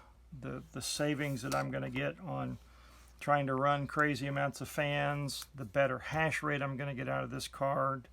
And you'll see, I'll stick up a video here at the end of our talk, what this card ended up doing and ended up running. Just super happy with that. And they didn't send me anything free. They're not paying me to say, hey, this is a good product, this is not a good product. I paid for it. I bought it. I paid full price before I found the Hobbyist Miner had a discount. So just happy with this product made by Cool My GPUs. And I tell you, one of the things I really, really like about this guy, I've seen copper pads, and if you think about it, you got chiclet-sized pieces of copper padding, right? So you've got one of these little tiny things, and you're going to put that right on one, and then you're going to put that right on another. You know, you're going to stick all of these on the individual pieces. Well, if you've got one here and they're not attached to anything else, the possibility of that pad slipping off to the side, making contact maybe with something it's not supposed to, is a hazard I'm not willing to take, right? This is all squeezed together. The card's vibrating, vibrating, vibrating. If it were to shift a little bit and go and touch something, I've earned a $2,000 card. With this, it's all one piece. It's together. If it moves, it's going to come down. It's going to hit the stops. It can't move any further in the system. And when you're putting it together, I want to know that this is where it's supposed to be. I don't want a chiclet piece hanging off to the side or doing something else and causing me a lot of heartache, a lot of headache, make you want to quit mining, right? So I'm just really happy with his product, his follow through, his re-engineering, fixing things as he goes. Right now, I think this is probably the best one on the market, in my humble opinion. Again, no paid sponsorship, no anything else, just you and I having a conversation, trying to save a little money, save our cards, protect our investment. Just like I said, super, super happy with how this card's turned out. All right, guys, it was great to talk to you today. And again, I apologize the video quit, but everything is back together. The thing is working like a top.